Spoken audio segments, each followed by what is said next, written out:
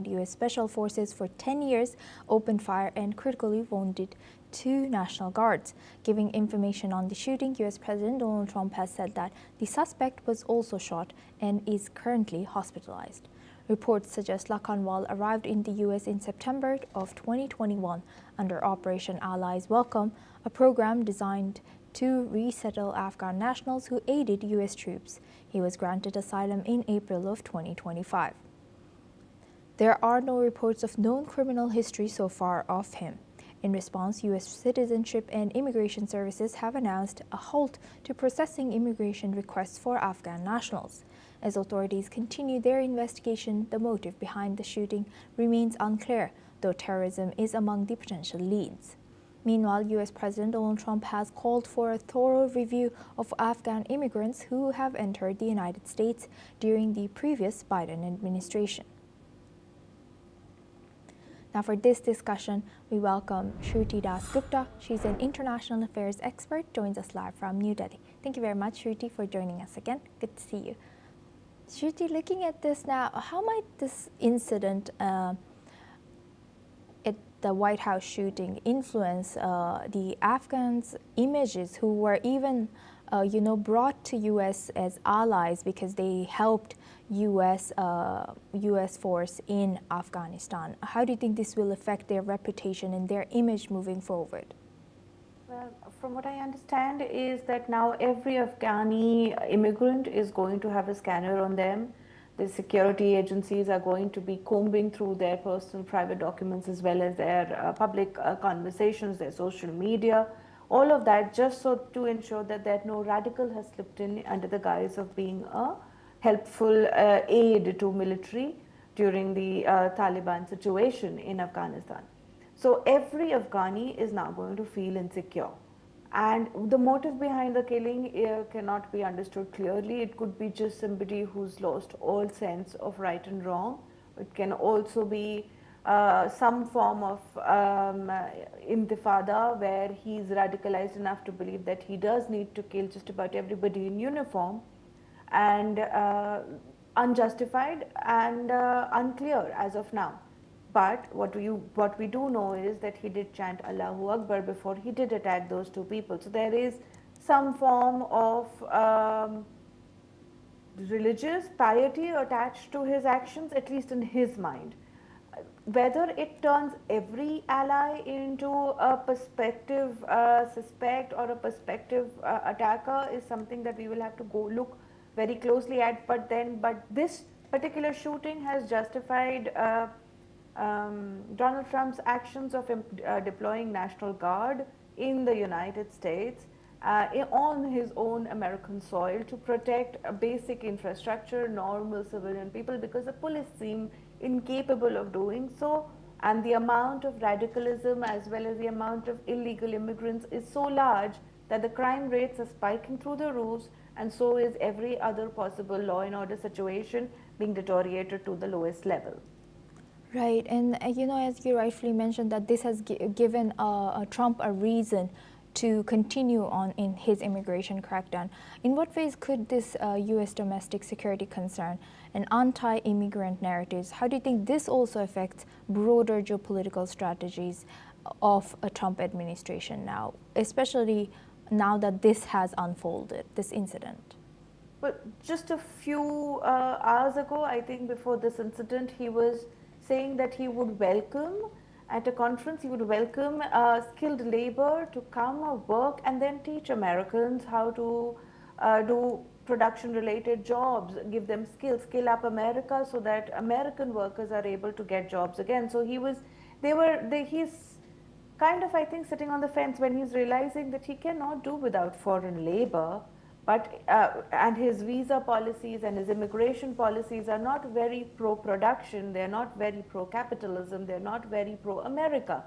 But if he was looking for a way to back out of them, bow out of them in a respectful way by saying, okay, maybe we'll do skilling up of Americans while we ask non-Americans to come and do jobs inside the nation.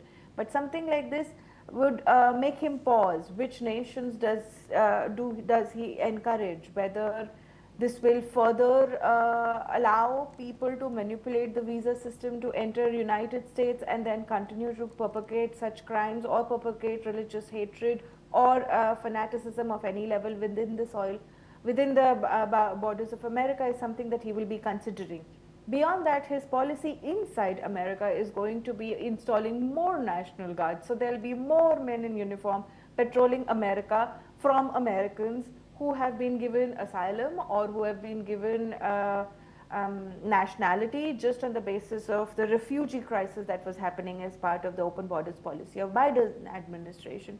So there is going to be more people looking within America, looking at each other with suspicion, looking at a particular community or even a particular nation with suspicion, rather than Americans looking outside to find enemies. So America is now going to be hunting its enemies on its own grounds.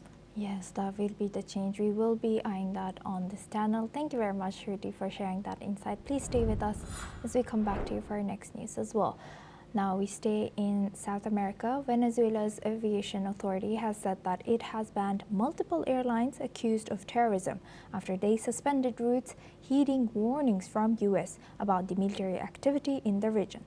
According to Civil Aviation Authority, the affected airlines were Spain's Iberia, Portugal's TAP, Colombia's Avianca, Chile and Brazil's LATAM, Brazil's GOL and Turkish Airlines, and they will have their operational permits revoked for joining the actions of state terrorism promoted by the US government and unilaterally suspending air commercial operations. United States has warned about the increasing military activities in the Caribbean amid a deployment to target narcotics operations, which the Venezuelan President Nicolas Maduro denies. He insists that it is intended to overthrow his government instead. Now for this discussion, we welcome back Shruti Dasgupta. She's an international affairs expert, joins us live from New Delhi. Thank you very much, Shruti, for staying with us. Now, what are we to make of this situation still unfolding between Venezuela and US, and how does this Venezuela's decision to ban multiple international airline reflects its approach? Well, under Maduro, we do know that there are problems in Venezuela, or even before him. The regime is completely socialist in nature, which has a history of criminalizing dissent. It has a history of ensuring that the Venezuelan people are one of the poorest people in the world, I believe. And it's basically a very unhappy nation right now. But the answer to Venezuela's socialism problem does not mean American capitalism, which is what the Nobel Peace Prize winner Maria was saying. So there is an ideology problem, whether we understand it that way or not. This particular action by Maduro just proves that the authoritarian regime, his last election has question marks all over it, because the UN itself is suspect of whether he actually won majority or whether the elections were stolen. So it kind of puts a question mark on whether he is looking at the benefit of the nation or not, because he's angry that a particular set of airlines prioritized safety of the people traveling, of the pilots, of the airline itself, and this would basically ensure that there is no loss, there is to life or equipment. But he's unhappy because it inconvenienced Venezuelan travelers, and it kind of complied with the American narrative. It showed that foreign airlines are willing to listen to American warnings more than Venezuelan authorities, and when they refused to restart their operations, they stayed on ground. He has issued, he's called them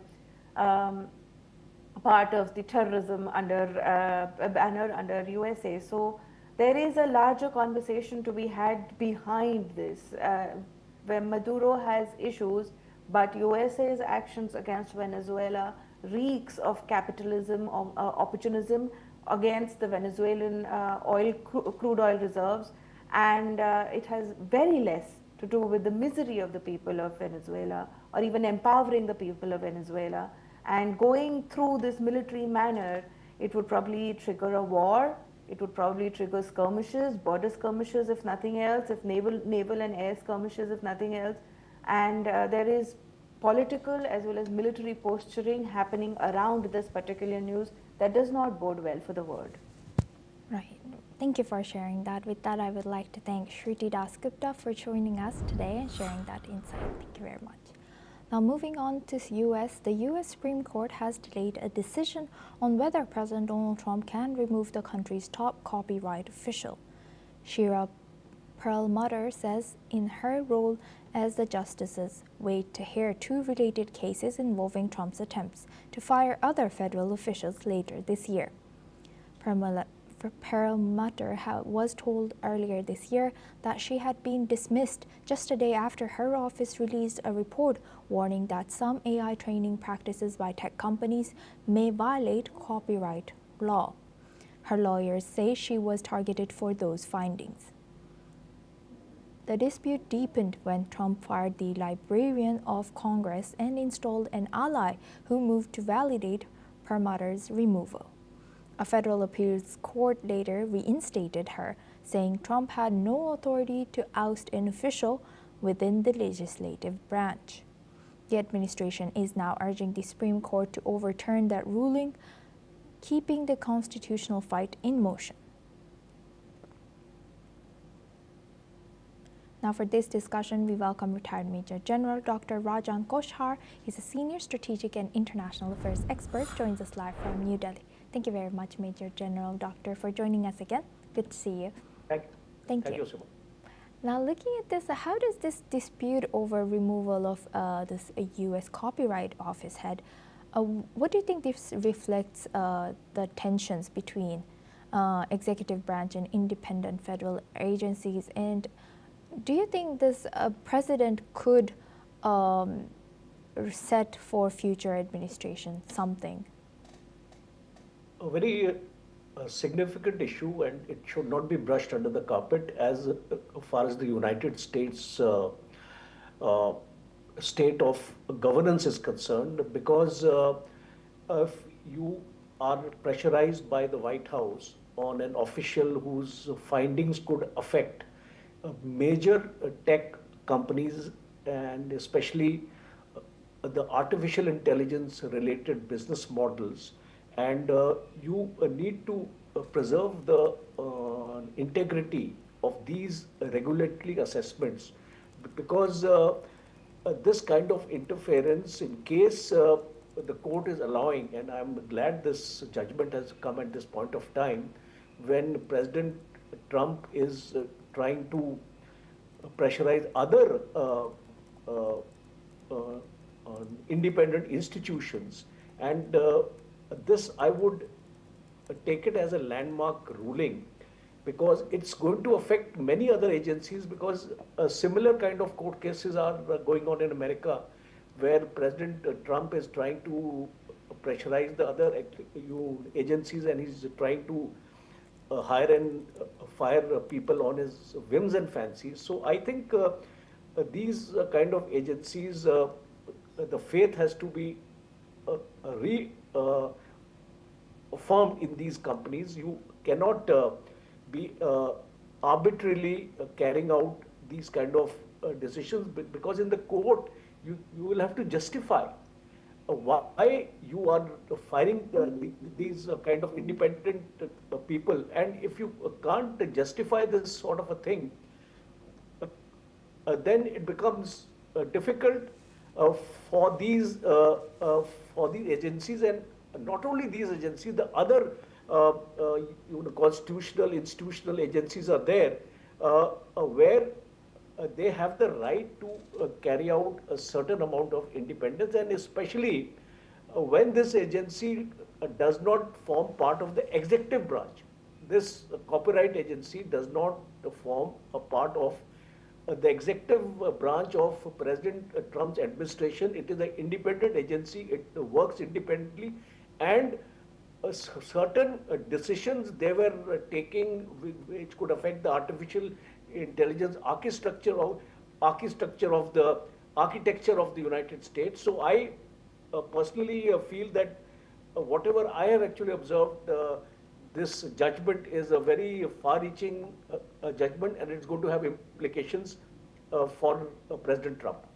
Right. And what do you think would be the immediate effect, and what do you think would be the long-term effect of this credibility of regulatory oversight in the US as well? Yes, I think right now, I think this decision has been welcomed. So the immediate effect is going to be that uh, uh, uh, this is a regulatory continuity has been maintained. A long-term economic policy will be allowed to be, and trust in neutrality. So these are the immediate scenarios, though the Congress may also intervene, because the Congress also has a role to play here in case certain limits on firing of officials whose duties are purely not executive. The Congress could also intervene in future cases to bring in this kind of a legislation. And a larger issue is that we could also take up a position to see that artificial intelligence training does not violate copyright, because copyright is one a major issue, a major problem which we actually face in India also, because there are large-scale violations of copyright here also. So there needs to be a licensing framework, especially for artificial intelligence data sets. I would like to recommend that certain creative industries must be protected, copyrights must be ensured, and the safeguards to the breach of these copyrights must be implemented very ruthlessly.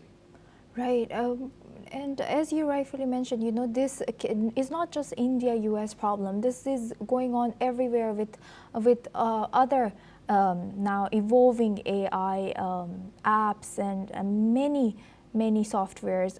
Do you think this is like a challenge that is going to be not just something that we see in US, but in maybe in India, maybe in Japan, maybe in other countries, because certain companies like ChatGPT and companies that are controlling these AI are even sometimes more powerful than the government? You're absolutely right. Today we are facing a similar kind of a situation in India also. And if you look at the other regions of the world, I think that is also facing a problem, because in Chat GPT today anybody can write an article. The copyrights of that is violated, because the person who's using Chat GPT also does not know what all violations of copyright he has done it, and he does not give credit to these from where he has taken those images or material in his article, because he does not know from where they have come.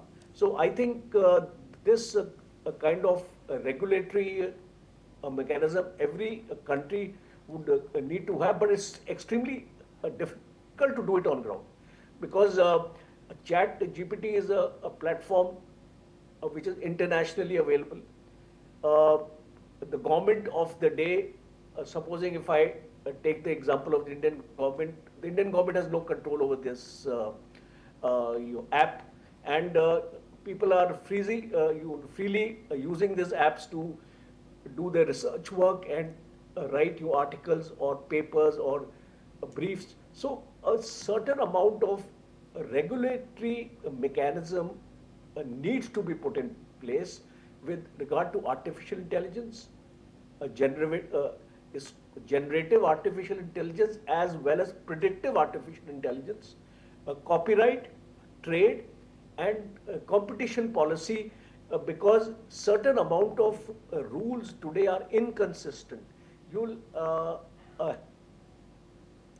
have to develop consistency in the rules, and only then we can achieve a fair amount of success. 100%. Thank you for shedding light on all the angles on this topic. With that, I would like to thank Major General Dr. Rajan Kochhar for sharing that insight. Please stay with us as we come back to you for our next discussion as well.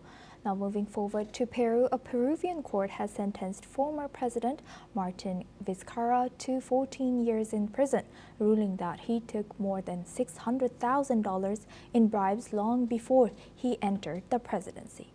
Judges found that as governor of the Moquegua region between 2011 and 2014, he accepted payments from construction companies in exchange for public works contracts. Let's listen into what the Fernanda Ayasta judge has said.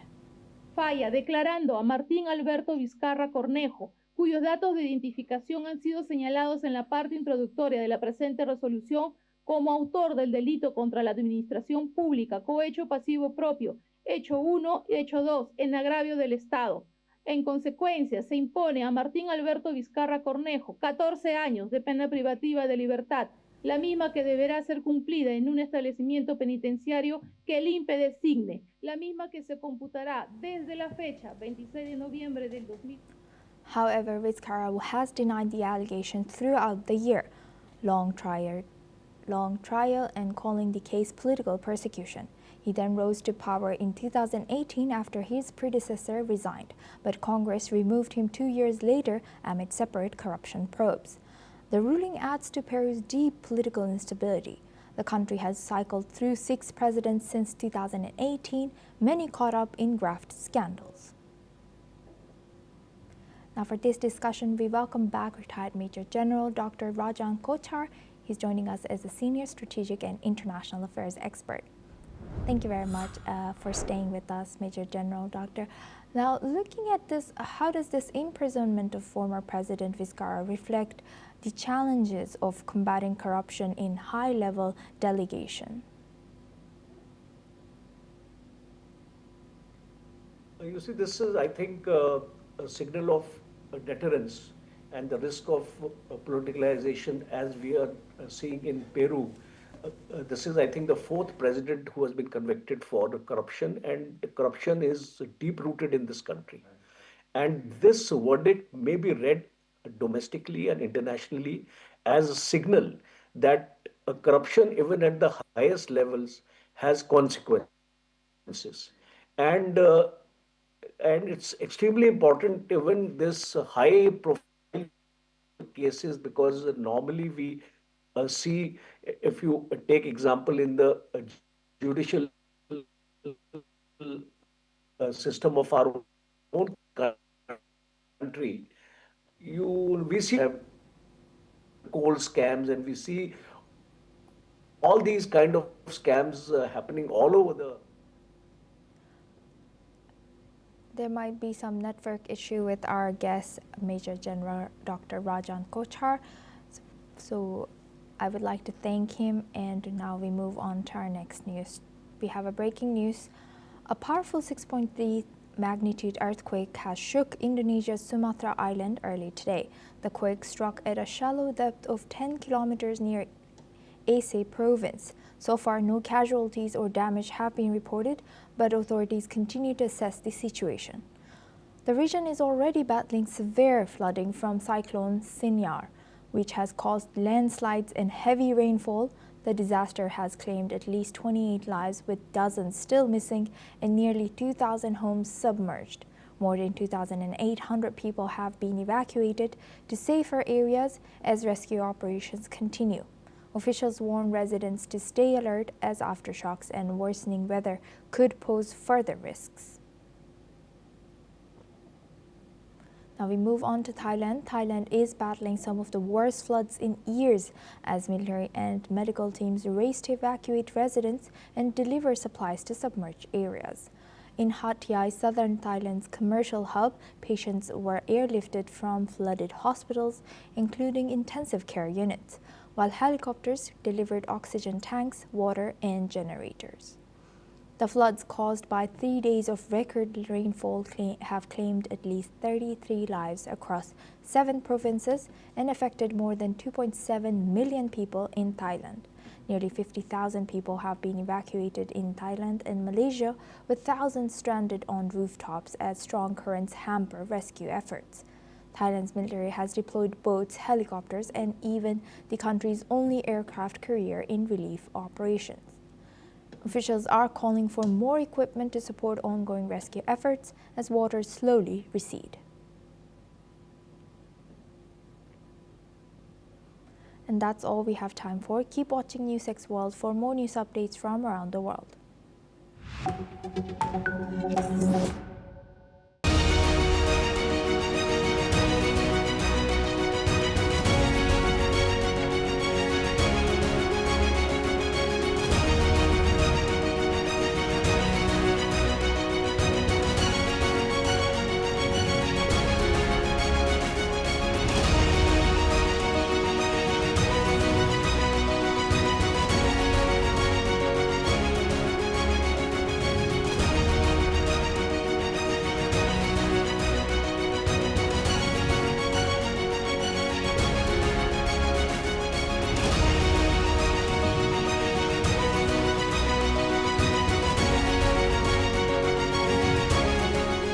In the midst of death, life persists.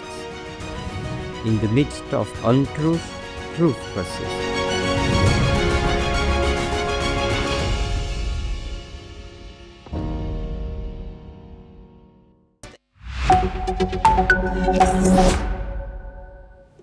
Hello and welcome. I'm Suma Katauka and you're watching World Report on NewsX World. Let's take a look at the top headlines of this hour. A massive fire has erupted in a Hong Kong complex apartment. So far, the fire has claimed at least 44 lives and has left nearly 300 missing. The Hong Kong police has arrested 3 construction company officials.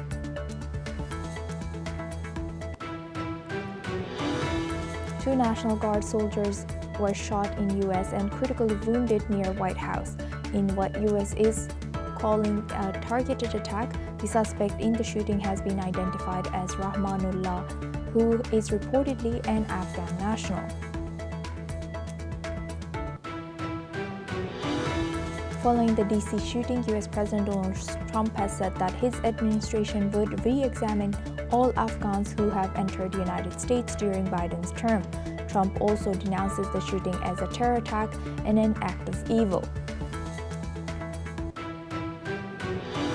Amid this escalating rift between Japan and China, U.S. President Donald Trump has urged Japanese Prime Minister Shinzo Takaichi to avoid further escalation as per reports. This comes as U.S. aims to keep trade truce with China. British Finance Minister Rachel Reeves has announced that more than $34 billion in tax rises. This is on top of the £40 billion she raised last year. As a result, a large hit of growth of living standards is expected.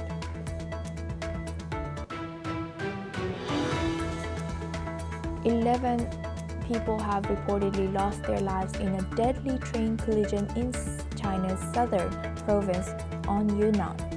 At least 2 people have been injured in the collision. Floods and landslides brought about by torrential rain in Indonesia's North Sumatra province kills at least 28 people, with rescue efforts hampered by what an official described as a total cut-off of roads and communications. A bipartisan group of U.S. lawmakers is urging the Trump administration to reject Myanmar's upcoming elections, calling them a sham meant to legitimize the China-backed junta amid ongoing violence and repression.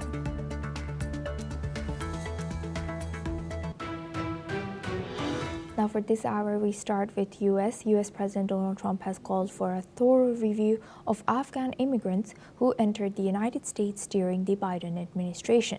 This follows the shooting of 2 National Guard members in Washington, D.C., which Trump has described as an act of terror. Let's listen into what he has said. Animal who perpetrated this atrocity pays the steepest possible price. I can report tonight that based on the best available information, the Department of Homeland Security is confident that the suspect in custody is a foreigner who entered our country from Afghanistan a hellhole on earth. He was flown in by the Biden administration in September 2021 on those infamous flights that everybody was talking about, by people who shouldn't even be in our country.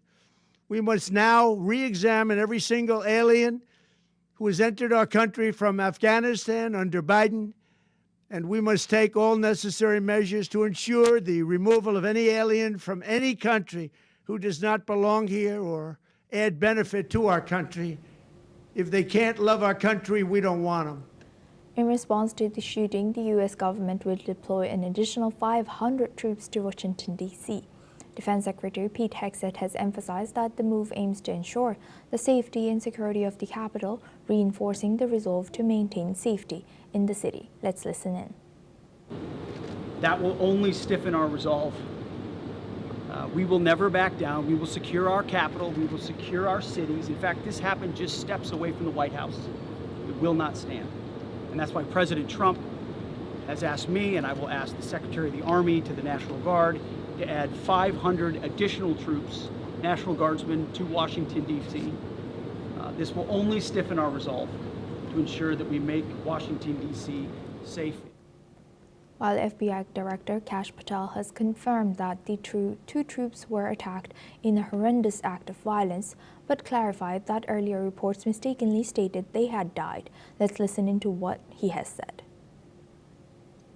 D.C., where two of our brave members of the National Guard and the Department of War were brazenly attacked in a horrendous act of violence. They were shot. They're in critical condition. Now for this discussion, we welcome Matthew Vadam. He's an American journalist and author, joins us live from Washington.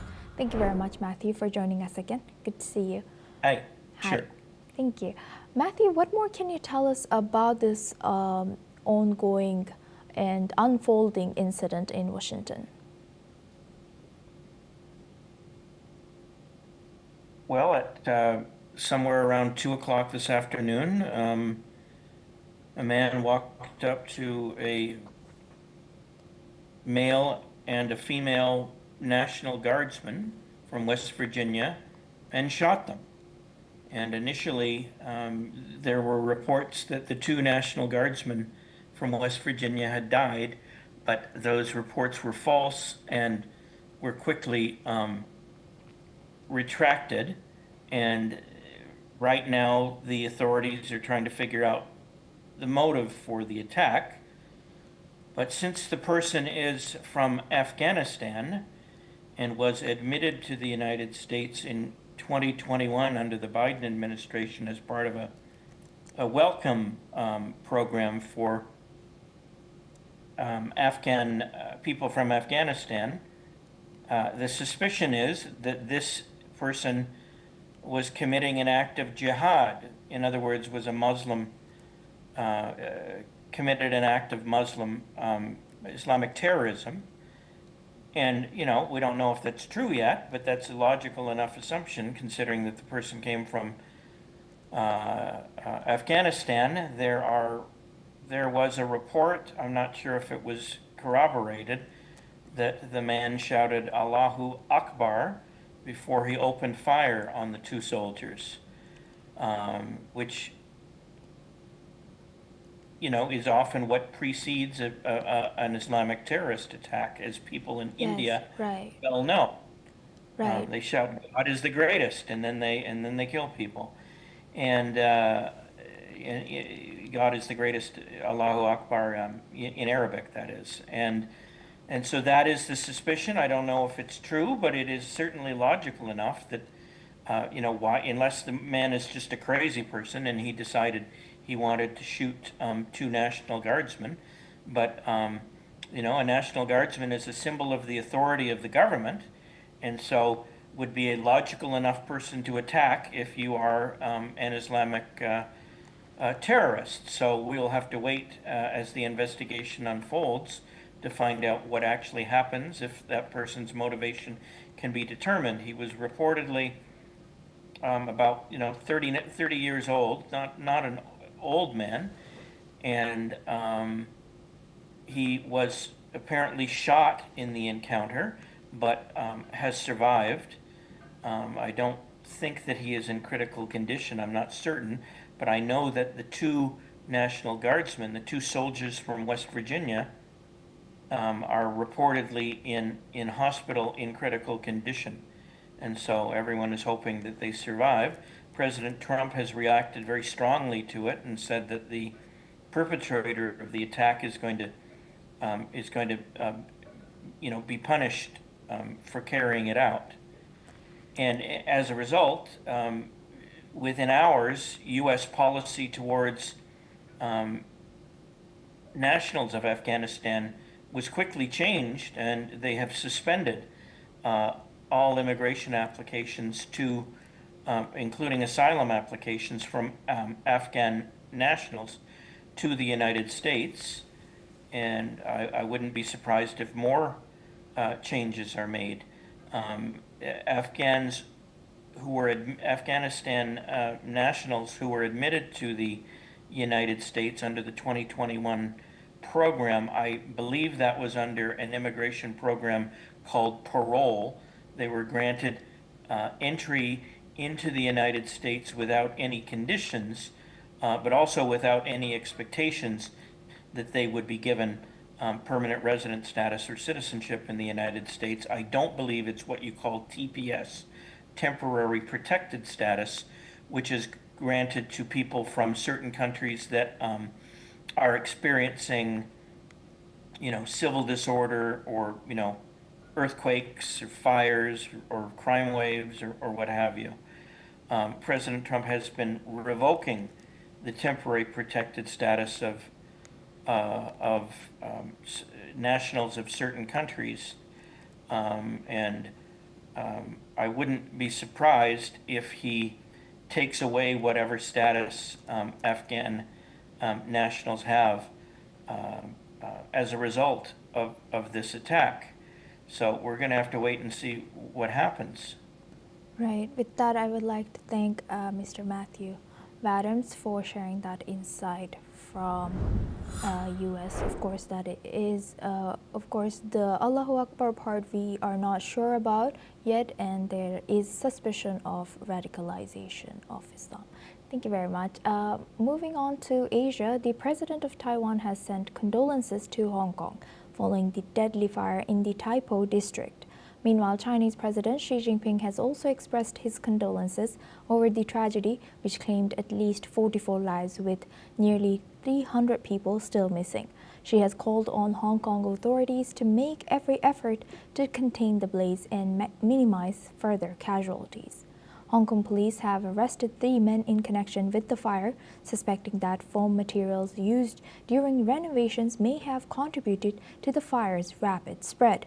Hong Kong's chief executive, John Lee, has expressed deep sorrow over the tragedy, paying tribute to the firefighter who lost his life, as well as to the others who bravely responded. Lee has vowed that efforts would continue to rescue those still trapped and provide support to the affected families. Now for this discussion, we welcome Mr. Colin Chong-Yu Keat. He's an Foreign Affairs Security and Strategy Analyst, joins us live from University of Malaya from Kuala Lumpur. Thank you very much, Professor, for joining us again. Good to see you. Thank you. Thank you. Now looking at this, what political implications or might arise from the arrests of these company directors? And how do such accountability measures influence public trust in governance and regulation in Hong Kong now? Yeah, we have seen how the level of public anger and of course the call for greater accountability and reforms in terms of safety measures. We have seen how this blaze is now the biggest, the worst in Hong Kong's history, and of course it came just days before the territory's legislative elections scheduled in early next month. So this has raised pressure on the administration, on John Lee's administration, for competence, for the level of preparedness, and the complacency in terms of the safeguarding citizens' lives. We have seen how the materials being used and the history of using bamboo scaffolding have also contributed to this deadly blaze, and the level of shock, public anger have also mounted, and of course this will also have a greater impact on the the state of the local elections, and of course also there have been calls from experts and residents as well as the public for an end to this long-held practice of these flammable materials being used, and of course the call for stricter building and renovation regulations, and of course this has been a timely wake-up call to the government, to the local administration. And of course, the pressure now is on John Lee's administration to launch a full-scale criminal investigation and safety investigation to the fire. But this, for the time being, I will argue that we will not be enough or sufficient to satisfy the public demand or the public call for accountability. And critics have long argued that there has to be a swift policy change in terms of not only cosmetic changes, but a deep reforms in terms of public safety and the competency of the public officials in ensuring that this will not happen again in the future. Yes. With that, I would like to thank Professor Collins for sharing that insight. Please stay with us as we come back to you. Now, we stay in this news. Meanwhile, residents of Hong Kong have described the scene as heart-wrenching and shocking as families search for loved ones and crews continue rescue efforts. Local volunteers have opened an emergency shelter to support displaced residents, offering food, blankets, and a place to rest. One resident summed up the grief felt across the community, saying it's truly heartbreaking. Let's listen into what some of the residents have shared. 其實我真係都覺得幾恐怖嘅，真係你其實見我應該算係睇住佢從一棟變成2棟，之後而家好似3棟，即係而家好似就都4棟啦。咁即係其實真係幾恐怖下嘅。個心情係好唔舒服，係好揦住，即係好似即係如果嗰啲網係防火嘅話，就唔會發生呢個情。你諗下一個屋企冇咗喎，燒毀喎，換轉邊個都心急啦，係咪啊？感同身受啦，真係好難受㗎。其實係個屋企啊咁樣燒咗佢喎，真係形容唔到咯。我諗香港可能開埠以嚟都未試過呢啲咁嘅火喎，呢一下子咁多棟都燒都着晒喎，一下咁樣2棟、3棟、4棟咁全部着晒喎，係咪？都好震驚啊！無論係細節上面啊，即係可能係一啲市民安置啦，或者係究竟係原因係咩咧？我諗可能大家最想知係原因係咩咯，即係呢啲我覺得傷痛減少啲咯。係啊，即係解釋得好啲咯，係啊，即係唔好草草了事，因為始終呢度牽涉嘅唔係1、2個單位咁簡單，係一條村，差唔多一條村咁樣。Now we move on to our next news. Tensions are rising between Washington and Pretoria. U.S. President Donald Trump has said that South Africa will not be invited to next year's G20 summit in Miami. His announcement comes after the United States boycotted last week's G20 leaders meeting in Johannesburg. Trump has accused South Africa of weaponizing its G20 presidency and refusing to hand over leadership at the summit's closing ceremony. He has said that decision led him to block South Africa from the 2026 guest list. Trump has also repeated claims of persecution of white South Africans, allegations widely dismissed by experts and human rights groups. However, South Africa's presidency has not yet commented on this issue. Now we welcome back Professor Collins Choying-Yu Keat. He is Foreign Affairs, Security and Strategy Analyst, joins us live from Kuala Lumpur. Thank you very much, Professor, for staying with us. Now looking at this, thank you. How might the U.S. decision to exclude South Africa from the next G20 summit affect the upcoming G20 and also the global perceptions of neutrality of G20, especially when political narratives such as claims of persecution that are rejected by experts shape such international relations? Well, this is a tit-for-tat move. We have seen how the U.S. has boycotted the summit in Johannesburg this year. And of course, accusing the South Africa of refusing to hand over the hosting protocol to the U.S. During the summit. So all this has also contributed to this sense of tension between both countries. And of course, South Africa has been the voice of the global South. And of course, Trump being Trump, nations have been well aware of the need to expect this kind of responses from Trump.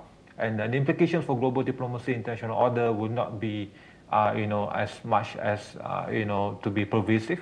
We have seen how these strained U.S.-South Africa relations, are now being confined, largely to these two nations.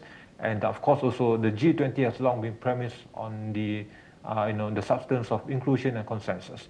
So this exclusion of South Africa for next year's summit in Florida, of course, is based on the, the decision and in the policy of Trump and Washington. But it might necessarily undermine the credibility of or the intent of other G20 nations to work alongside with the U.S. Of course, they are well aware of the repercussions if they do not, position themselves in alignment with the greater interests of the U.S. and of, the G20 platform as a whole. So I don't see that to be, affecting the credibility or the impact of G20 as a whole. And the other nations are very much in need of, the impact of Trump's policies on G20, and that this is, an enclosed kind of, tension and issue. But of course, there will be some backlash against perceived, U.S. unilateral move to sidestep South Africa. But other nations would have expected that, and this is also being seen as a warning sign, as a warning by Trump that other nations will need to treat the U.S. with respect, and of course also the international order and the impact and influence of G20 will only be enhanced and amplified by the inclusion or by the impact and direct involvement of the U.S. under Trump. So I think this is a core message being sent by Trump that the G20 will not go forward without the proper and direct support from the U.S. As with the case of also G7 and as well as the UN platform as a whole. So I think it's a very strategic and move by Trump in this measure. Right, and what do you think, to what extent should individual member states, even if it's a major country like US, be allowed to interpret or deviate from established G20 protocols? Well, we have seen, it is inevitable for, other nations, whether they are in G20 or the UN or G7, to not disregard the important aspect of the support and the impact of, Trump's policies on these measures. So regardless of the internal mechanisms or norms of, institutions, including the G20, the direct deterrence effect, the direct, economic measures and impact from Trump's policies will, pervade, will supersede the importance of, the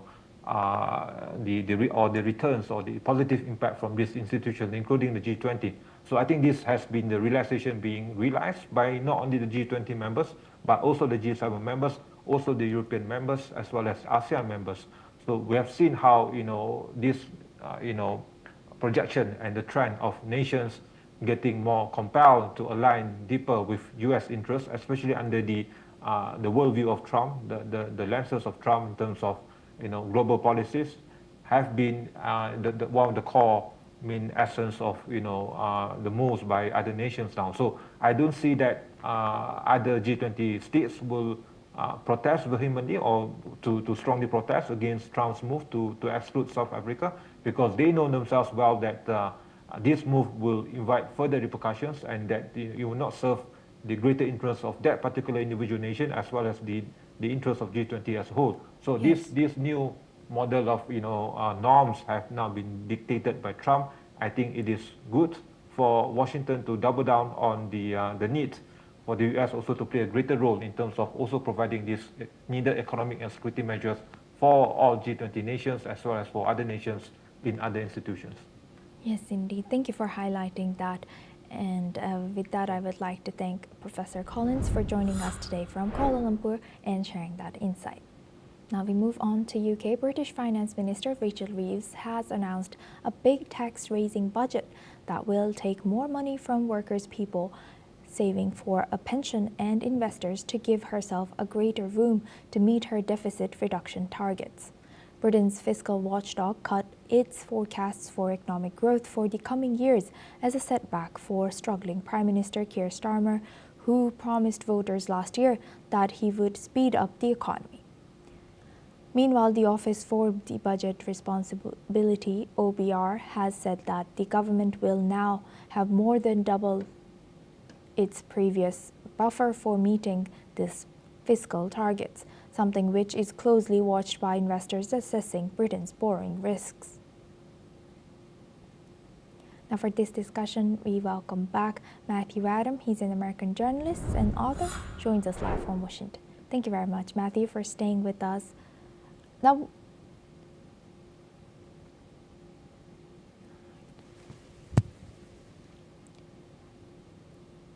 we move on to our next news now. Now moving on to Asia, a rare tropical cyclone blew across Indonesia's Sumatra Island, inundating the nearby Malacca Strait and causing floods and landslides. At least 28 people have been killed in the region so far. Reports suggest that more than 10 people are still missing following the disaster. An official has said that rescue efforts have been hampered as there are a total cut-off of roads and communications. Up to 8,000 people across North Sumatra has been evacuated, with aid and logistics now being distributed via helicopter as per reports.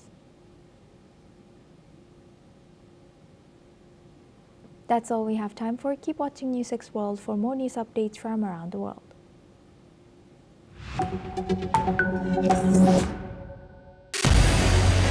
What we can do as the Interparliamentary Union to strengthen democracy, to promote human rights, to ensure that humanitarian law is respected. UN Security Council needs a makeover, a comprehensive reform, and India deserves a position there, a role there. Prime Minister Modi during Operation Sindoor made it amply clear that war has never been India's choice. We are with the side of peace. We are neither neutral nor indifferent. We are with peace. We would have dealt with US a whole lot on trade and those kinds of things, and that's not as certain these days. So we have to go back and look at our European partners, our Asian partners.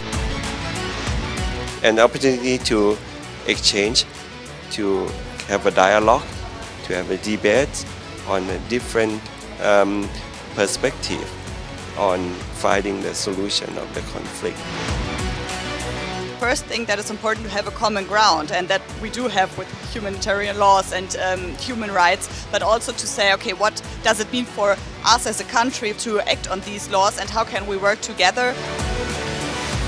When we realize that there's something wrong with democracy, the institutions and policies, values come together and we take stock, and it's possible then to improve and chart a new course for democracy. It's the people's right to self-determination, and if they want to be independent, they should be independent. We will not start a war against Greenland.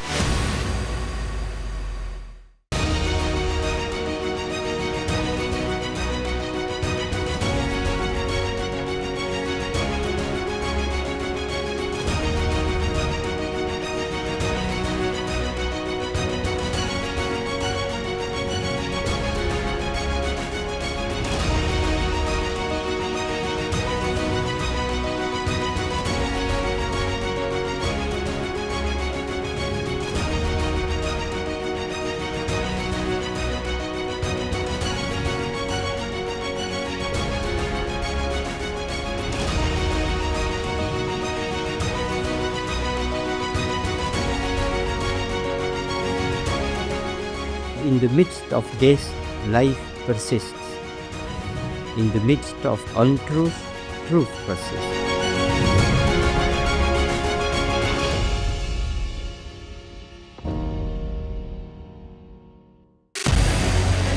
What we can do as the Interparliamentary Union to strengthen democracy, to promote human rights, to ensure that humanitarian law is respected. UN Security Council needs a makeover, a comprehensive reform, and India deserves a position there, a role there. Prime Minister Modi during Operation Sindoor made it amply clear that war has never been India's choice. We are with the side of peace. We are neither neutral nor indifferent. We are with peace. We would have dealt with the U.S. a whole lot on trade and those kinds of things, and that's not as certain these days. So we have to go back and look at our European partners, our Asian partners. An opportunity to exchange, to have a dialogue, to have a debate on a different perspective on finding the solution of the conflict. First thing that is important to have a common ground, and that we do have with humanitarian laws and human rights, but also to say, okay, what does it mean for us as a country to act on these laws, and how can we work together? When we realize that there's something wrong with democracy, the institutions and policies, values come together and we take stock, and it's possible then to improve and chart a new course for democracy. It's the people's right to self-determination, and if they want to be independent, they should be independent. We will not start a war against Greenland.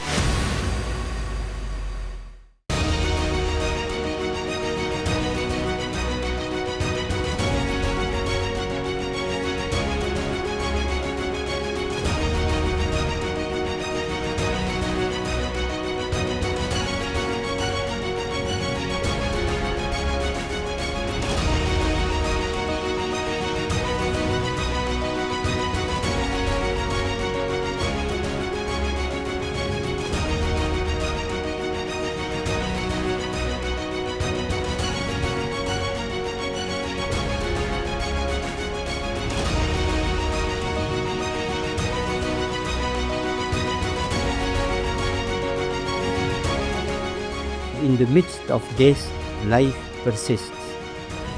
In the midst of untruth, truth persists.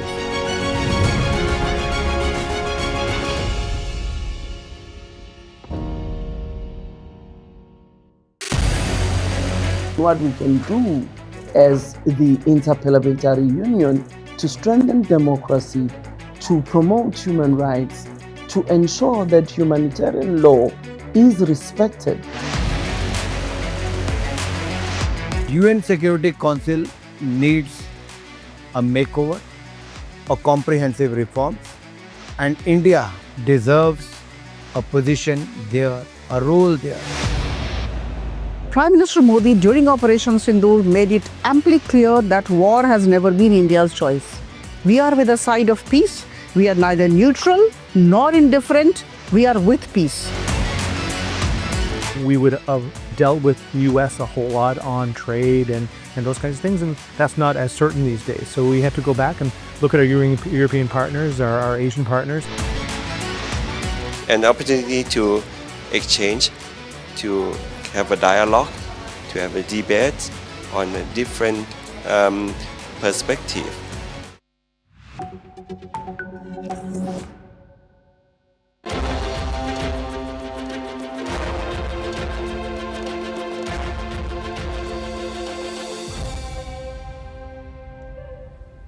Hello and welcome. I'm Asuma Katauka and you're watching the Africa Brief on NewsX World. Let's take a look at the top stories of this hour. Kenya has vowed to appeal the East African Court of Justice's suspension of its EU trade pact worth €3 billion after a think tank argued the deal violated East African Community rules. The ruling puts €1.2 billion in Kenyan exports at risk and stalls a 25-year plan granting the EU broader access to Kenya's market. Global HIV prevention and treatment programs have been devastated by funding cuts after the United States halted support in January this year. Furthermore, the UNAIDS report says the shortfall has caused widespread service collapse, threatening to add 3.3 million new infections by 2030. Military officers in Guinea-Bissau has announced through their state media that they have taken full control of the state, suspended all institutions, media borders, and the electoral process amid a disputed election between Umaro Sissoko Embalo and Fernando Diaz da Costa, adding that the country's long history of coups since 1974.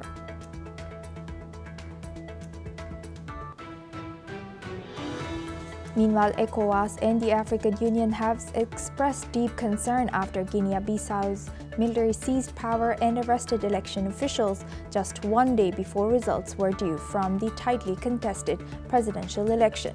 The observer missions warned that the latest military takeover threatens democratic stability in West Africa.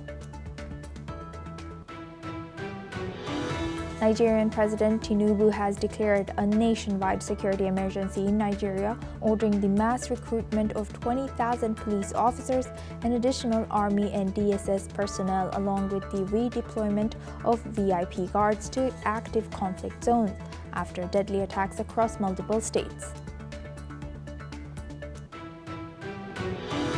US President Donald Trump has declared that South Africa will not be invited to the 2026 G20 summit in Florida after the US boycotted last week's Johannesburg meeting and accused Cape Town of weaponizing its G20 leadership.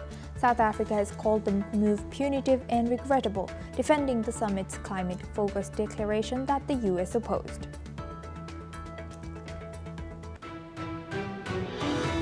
The IMF and Sierra Leone has reached a staff-level agreement on the first 2 reviews of extended credit facility, unlocking $78.8 million in new financing. The IMF has said that this support will help stabilize Sierra Leone's economy and advance key reforms. A U.S. advocacy group, International Rights Advocates, has sued Apple in Washington, alleging the company uses conflict minerals from the DRC and Rwanda, despite Apple's denials and claims it instructs suppliers not to source from the region. The case highlights growing tensions over global tech supply chains as the DRC tightens mineral controls. Now we start with Nigeria. National emergency has been declared in Nigeria as President Bola Tinubu responds to a surge in mass kidnappings.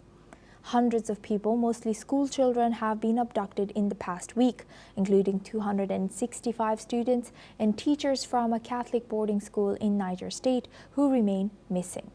Tinubu has now deployed additional troops to high-risk areas, redeployed police from VIP protection duties, and announced plans to recruit 50,000 new officers. Forest guards are being sent to target armed gangs responsible for the attacks in rural northwest and central Nigeria. The country has long struggled with kidnappings and violence, with thousands taken for ransom each year. Tinubu has urged mosques and churches to bolster security as authorities continue to rescue efforts for those still held captive.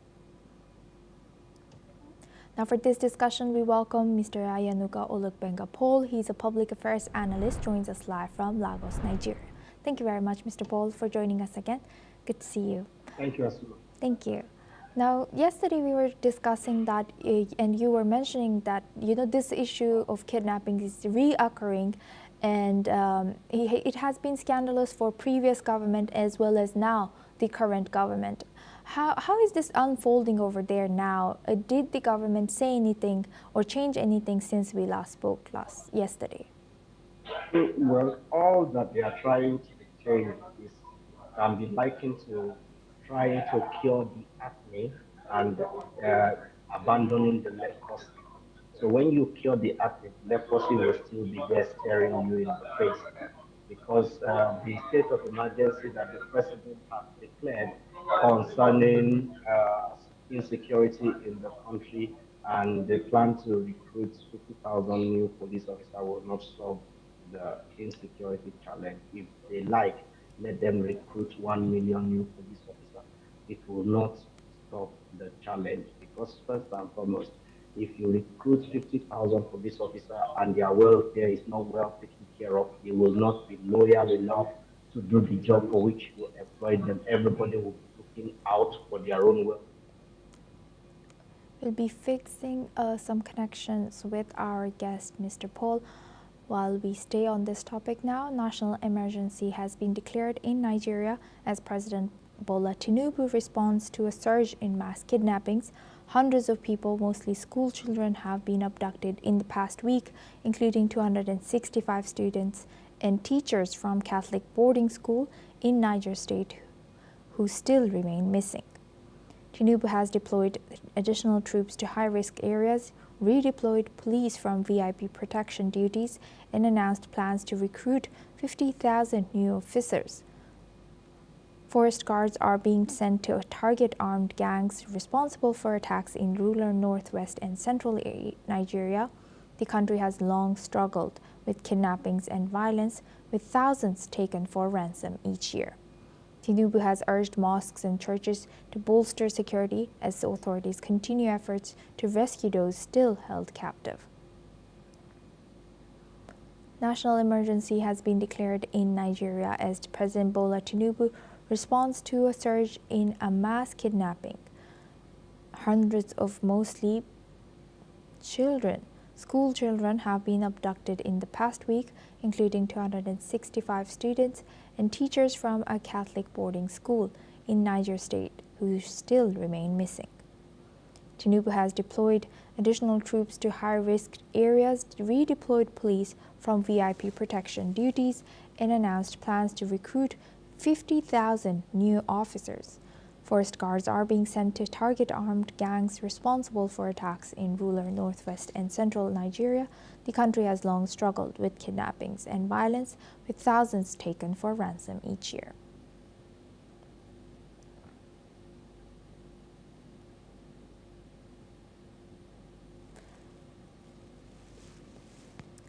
Now we move on to our next news.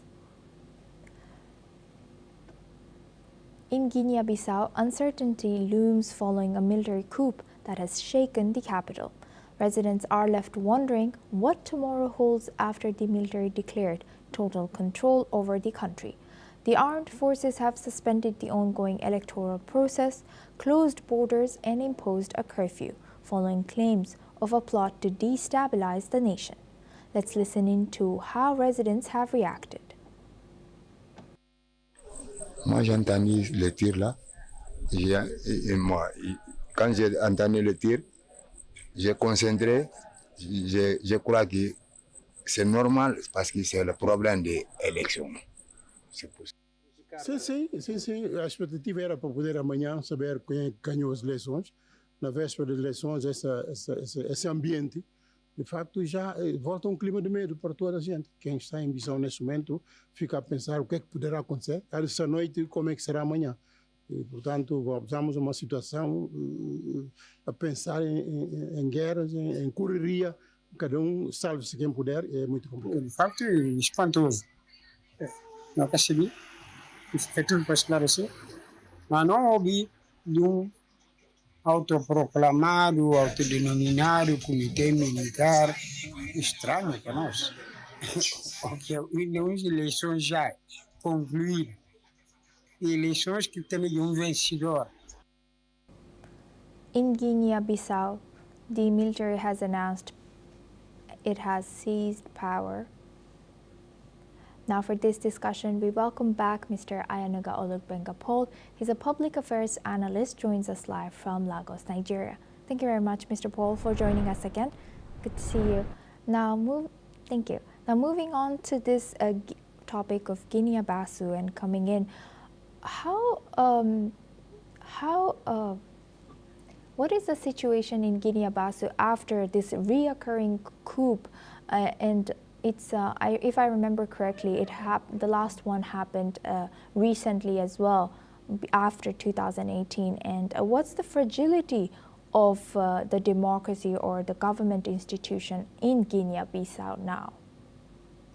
Well, Guinea-Bissau has always been very fragile from year to year. I mean, for a very long time, we've been seeing coups and counter-coups.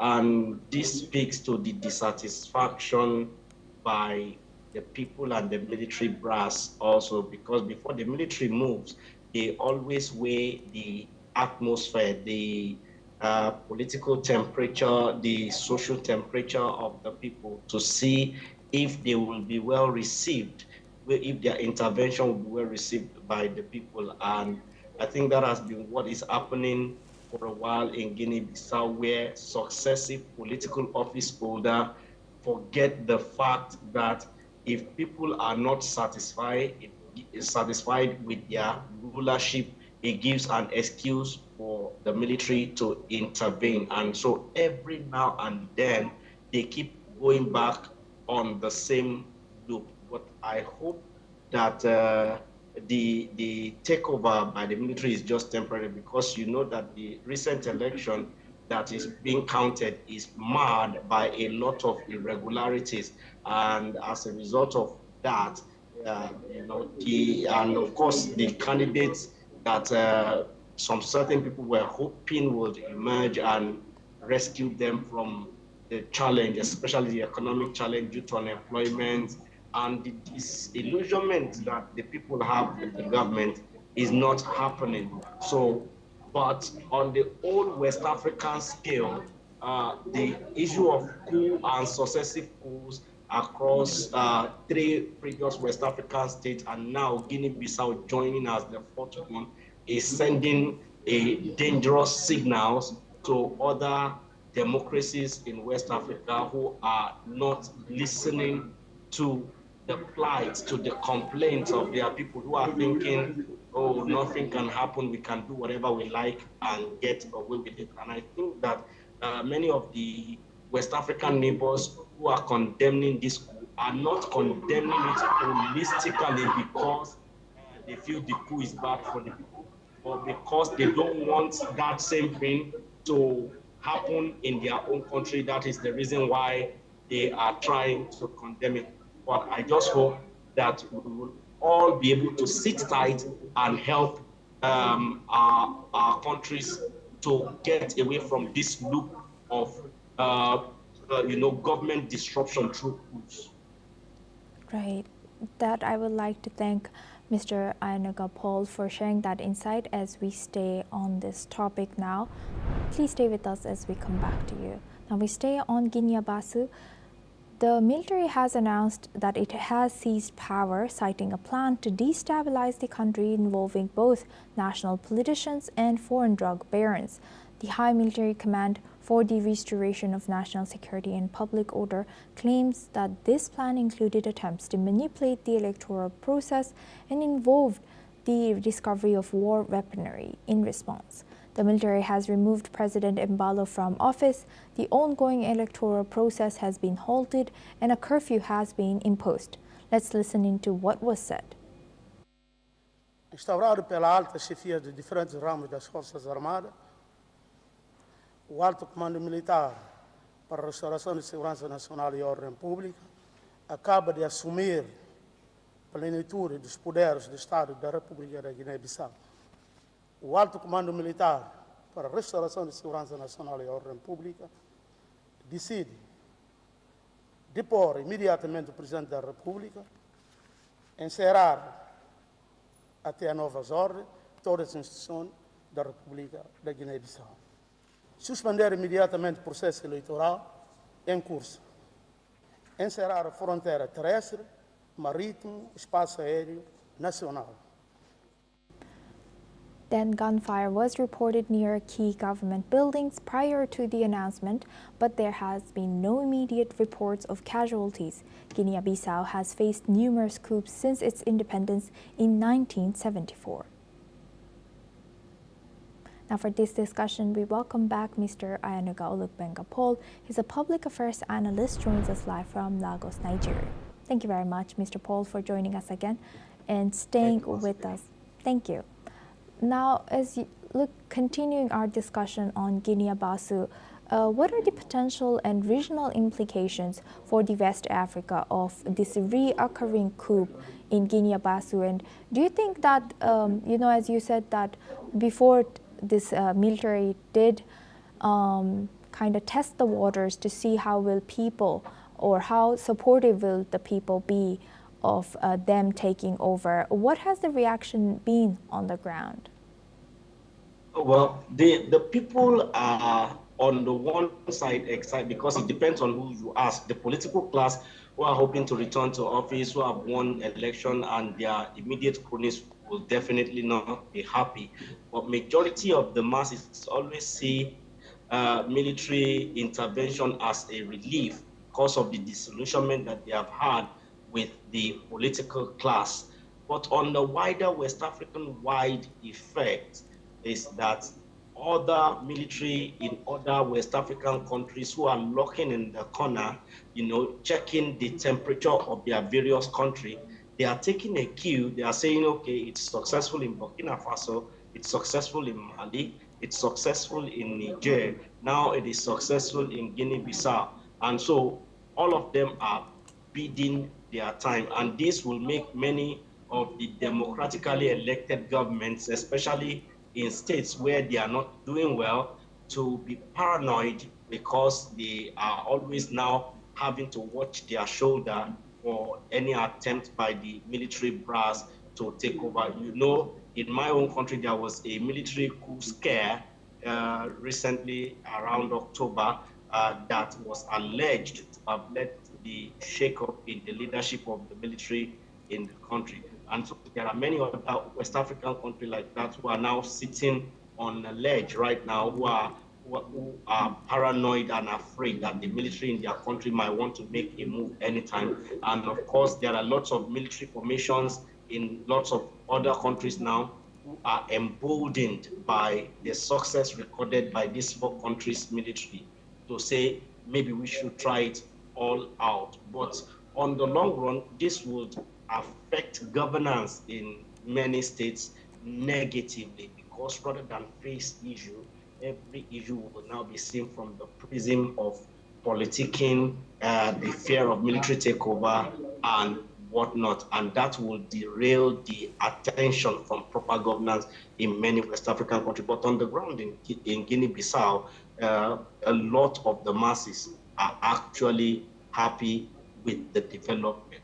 Whether they will still remain happy after 6 months is left to be seen. Right. And what are the potential regional implications of this latest coup for West African stability, particularly regarding ECOWAS and AU responses? Well, the responses by ECOWAS, their action and inaction, especially right now, is showing a more weakened ECOWAS, a more ineffective ECOWAS that cannot put its house in order. And over time, because of the politicization of the African Union for a while now, a lot of terrible things are happening that you just see them back, but they can't bite. That is the AU and ECOWAS.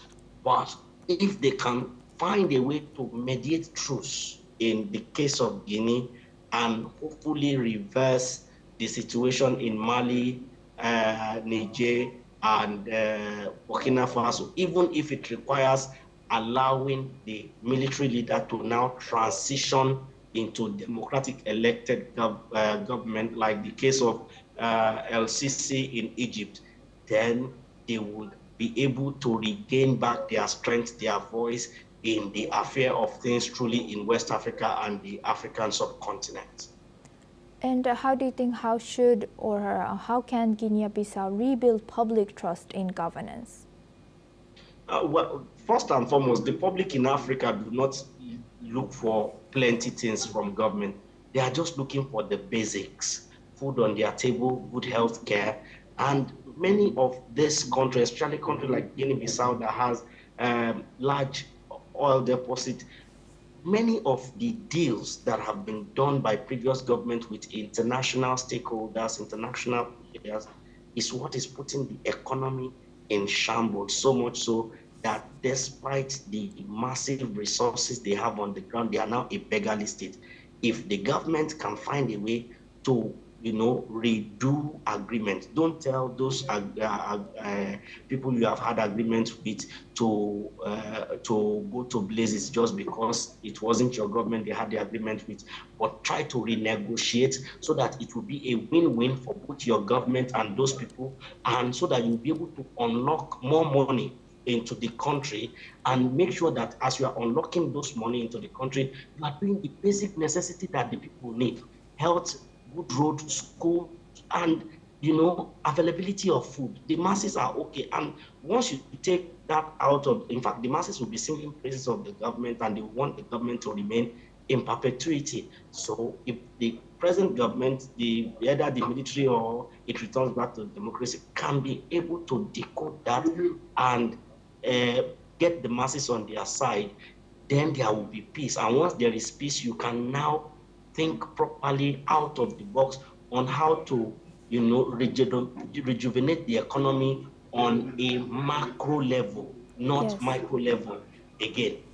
Right. With that, I would like to thank Mr. Ayanaga Olukbenga Paul for joining us today as a public affairs analyst from Lagos, Nigeria. Thank you very much.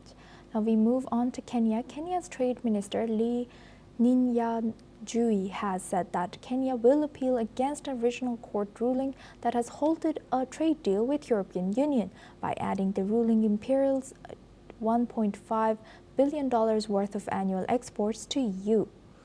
Kinyanjui has also said that the Tanzania-based East Africa Court has suspended the implementation of the deal and the pending outcome of the case, which has been brought by a non-governmental organization, for challenging it.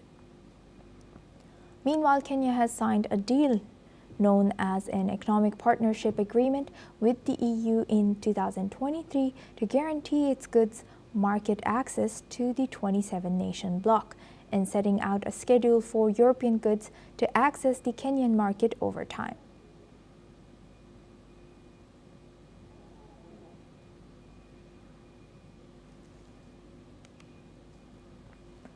Kenya's Trade Minister Lee Kinyanjui has stated that Kenya will appeal against a regional court ruling that has halted a trade deal with European Union by adding the ruling imperils $1.5 billion worth of annual exports to EU.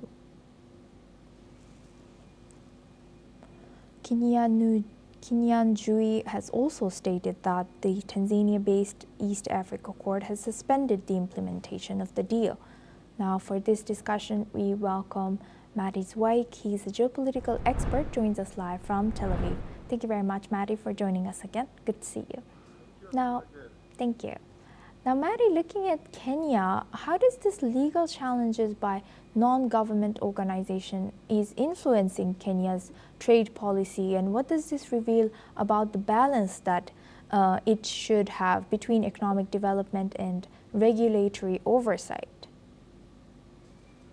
Well, this is, I suppose, quite also, I don't know how to call it, I would say has also a political and economical background.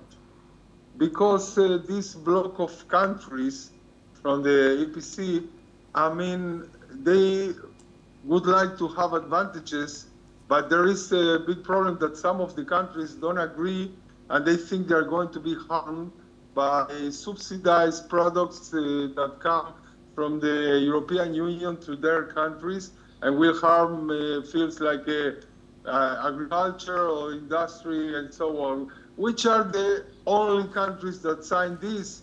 This is Kenya.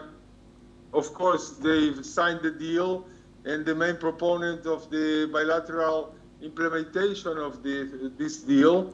And then you have Rwanda, that also signed the regional level EPA with the EU earlier. It was in 2016 already. And then these two countries are really trying to get through this when you have another countries like Tanzania, okay, that they are repeatedly declined to sign, and they cite concerns from a possible negative impact of the domestic industries and agriculture. You have Uganda, that they didn't ratify the EPAs for the same fear of the bilateral trade. And also Burundi, which is a weaker part of this deal, and they also can see their incipient agricultural and industries harmed by the competence with the EU. But the question is that looking here a kind of pattern, because I don't think in the current atmosphere in the world, when you have someone like Donald Trump asking for bilateral and unilateral trade between countries and not within blocks, I think this is part of the atmosphere that is not, the blocks are not really being taken seriously. And why do I know this? Because from the European Union, the other side, they didn't react. They didn't say a word until now about the suspension of Kenya, and they are just waiting to see what's going on. It looks like they don't care.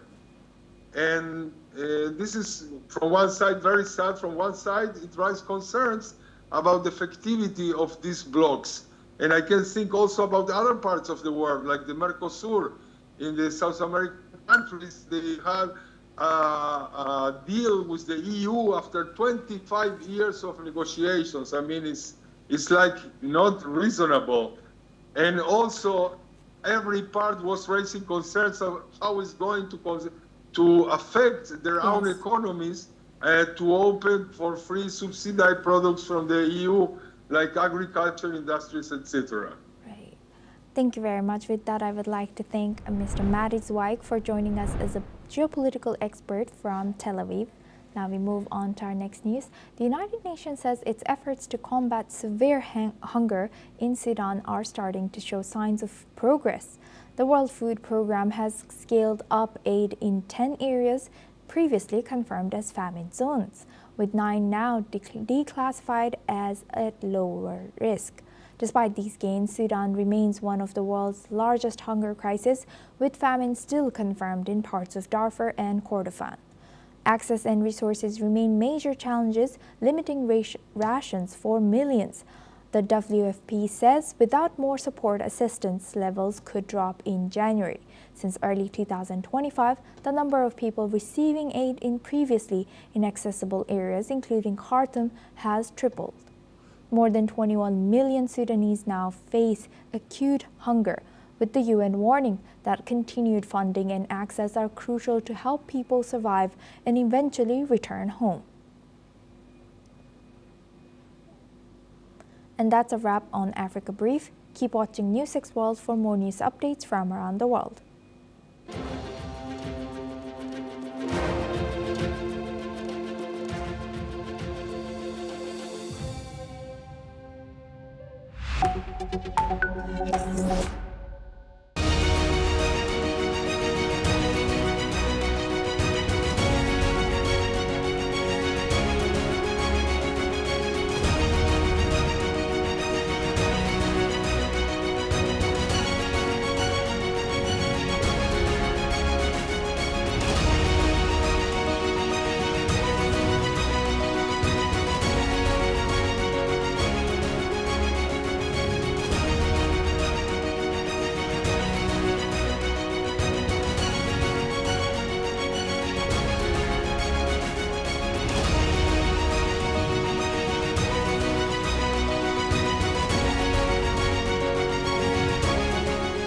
In the midst of this, life persists.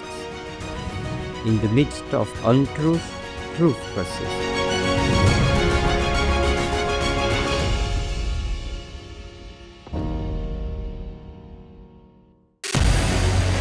What we can do as the Interparliamentary Union to strengthen democracy, to promote human rights, to ensure that humanitarian law is respected. UN Security Council needs a makeover, a comprehensive reform, and India deserves a position there, a role there. Prime Minister Modi during Operation Sindoor made it amply clear that war has never been India's choice. We are with the side of peace. We are neither neutral nor indifferent. We are with peace. We would have dealt with US a whole lot on trade and those kinds of things, and that's not as certain these days. So we have to go back and look at our European partners, our Asian partners. An opportunity to exchange, to have a dialogue, to have a debate on a different perspective on finding the solution of the conflict. First thing that is important to have a common ground, and that we do have with humanitarian laws and human rights, but also to say, okay, what does it mean for us as a country to act on these laws, and how can we work together? When we realize that there's something wrong with democracy, the institutions and policies, values come together and we take stock, and it's possible then to improve and chart a new course for democracy. It's the people's right to self-determination, and if they want to be independent, they should be independent. We will not start a war against Greenland.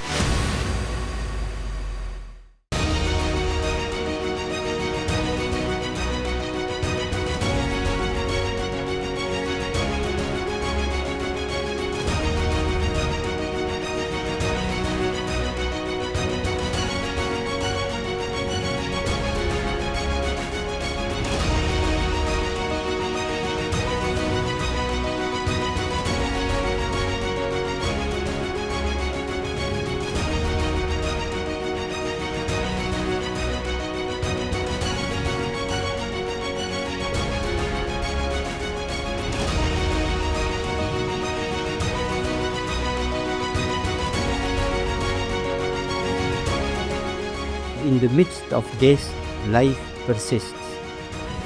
In the midst of untruth, truth persists.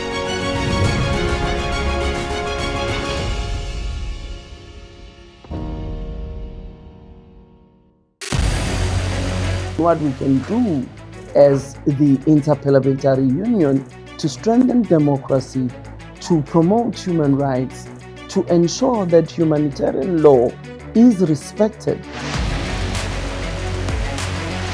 UN Security Council needs a makeover, a comprehensive reform, and India deserves a position there, a role there. Prime Minister Modi during Operation Sindoor made it amply clear that war has never been India's choice. We are with the side of peace. We are neither neutral nor indifferent. We are with peace. We would have dealt with US a whole lot on trade and those kinds of things, and that's not as certain these days. So we have to go back and look at our European partners, our Asian partners.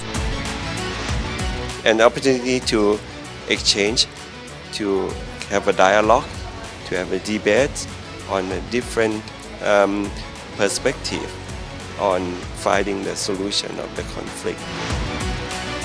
First thing that is important to have a common ground, and that we do have with humanitarian laws and human rights, but also to say, okay, what does it mean for us as a country to act on these laws and how can we work together? When we realize that there's something wrong with democracy, the institutions and policies, values come together and we take stock, and it's possible then to improve and chart a new course for democracy. It's the people's right to self-determination, and if they want to be independent, they should be independent. We will not start a war against Greenland.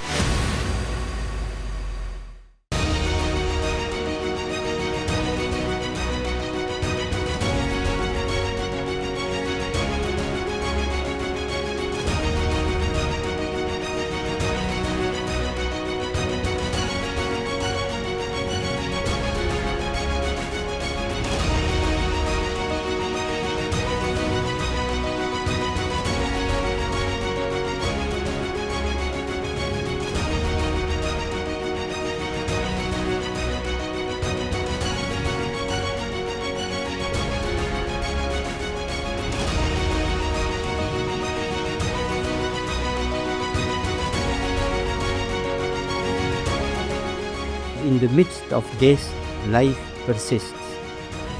In the midst of untruth, truth persists.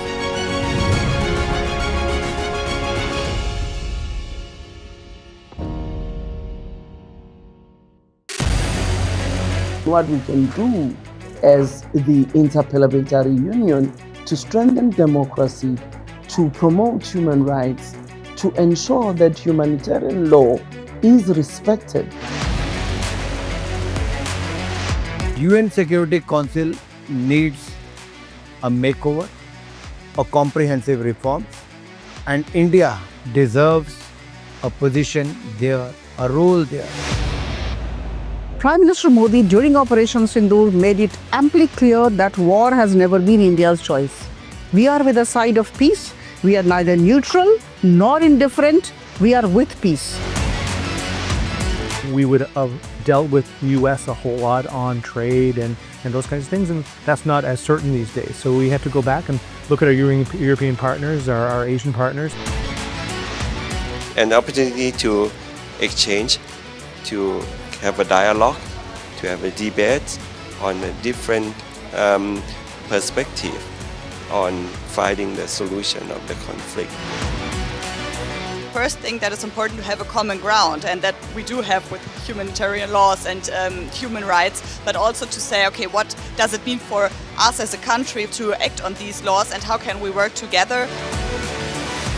When we realize that there's something wrong with democracy, the institutions and policies, values come together and we take stock, and it's possible then to improve and chart a new course for democracy.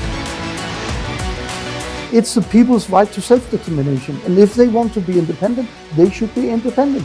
We will not start a war against Greenland.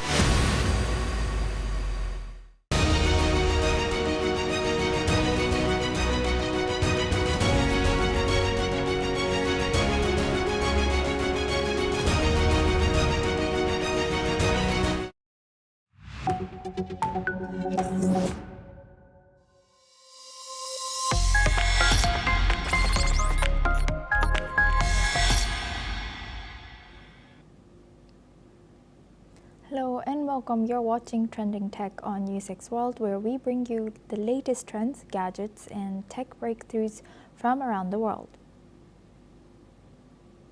AI in healthcare is rapidly reshaping global medical systems. Hospitals, research centers, and tech companies. They're investing heavily in advanced algorithms to boost diagnostic accuracy, personalized treatment, and reduce operational burdens.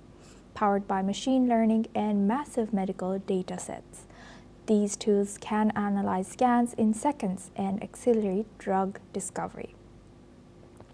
Governments are testing pilot programs, private sector innovation is surging, and major health systems are adopting AI-driven workflows. Momentum is strong, however, full integration faces significant ethical, regulatory, and privacy challenges that must be overcome before AI can safely and reliably transform patient care at scale. To talk about this, joining us now is Mr. Kerry Lay. Kerry Lay Miller. He's a CEO and founder of IDA Ventures. Her 8 years at Goldman Sachs has sharpened her expertise in technology, strategy, talent strategy, and mergers and acquisitions as well. Kerry is a regular speaker on topics including AI, blockchain, network, and incentive design. Thank you for joining us today. Welcome to NewsX World, Ms. Kerry. My first question to you is, what does AI in healthcare truly mean today? Sure, and thank you so much for having me today. At the end of the day, it means a lot. When you first hear about AI in healthcare, many think it's robots replacing doctors, and that's definitely not the reality. It really is about better tools, it's about better diagnostics, early signs of prediction, and less time for paperwork. In India, for example, Apollo Hospitals uses AI to spot early signs of heart disease. Really important, as India has a really high rate of cardiac burdens. In the US, for example, the Mayo Clinic, a top clinic in the US, they use AI to predict complications before they happen. So it's not replacing medicine, it's really making healthcare smarter, faster, and really helping with patient care and operations. Right, and where have you seen AI make the biggest impact so far? Sure, I mean, I'd say at the end of the day, it's diagnostics. There's so many tools, for an example, for tuberculosis, TB, lung infections. So I'd say diagnostics, but really at the end of the day, patient care operations. It allows remote monitoring, operations. As many of you know, you go to the hospital, you go to the doctor, you sign forms, you wait for a while, and AI is really strengthening the entire ecosystem and the patient experience as well. Right, and we often hear about AI reading scans faster than humans. What is the single biggest verifiable breakthrough where AI has recently improved diagnostic accuracy or early detection rates? Sure. I mean, one that I think offhand, because I definitely have some family and friends who've had strokes, and one of the meaningful things is stroke detection. The CT scan and alert really within minutes of the stroke instead of nearly an hour. And just that time difference really determines what the long-term impact of strokes can be and the long-term disability. Another example in India, chest x-rays in communities without fast access to diagnostics, including rural areas.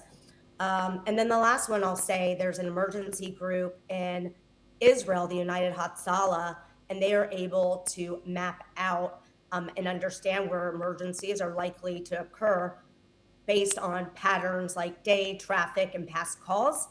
It's not really about predicting the future. It's just a tool that really can help medics really reach people in a faster way. And lastly, how is AI helping researchers invent new medicines much faster than before? What do you think? Sure, and this is definitely one of the most exciting use cases and shifts that's happening today.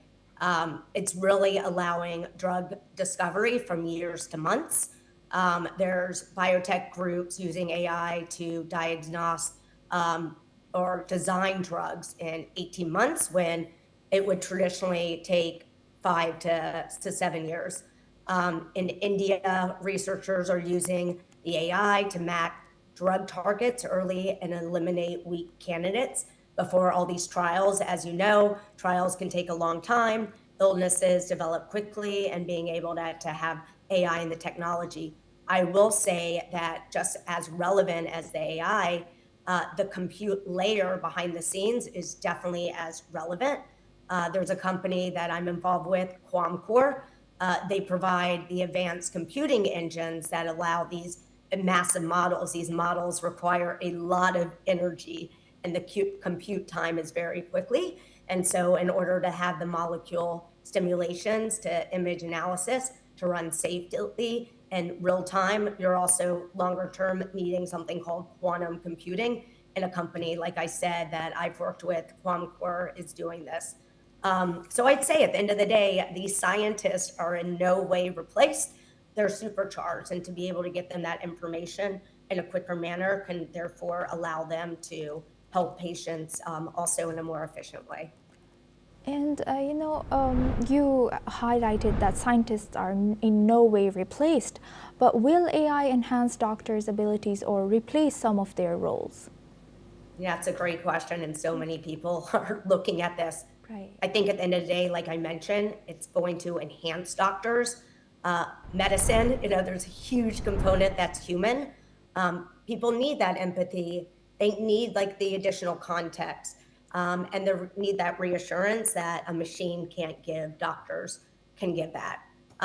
AI really helps with those repetitive tasks from reading the scans, writing the notes, and predicting the risk.